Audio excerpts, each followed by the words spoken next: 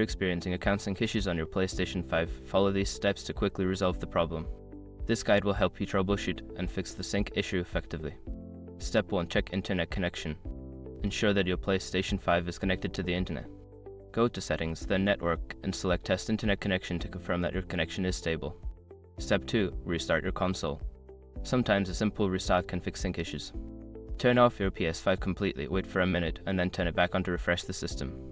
Step 3. Update system software. Make sure your PS5 is running the latest system software. Go to Settings, then System Software, and select System Software Update and Settings to check for and install any available updates.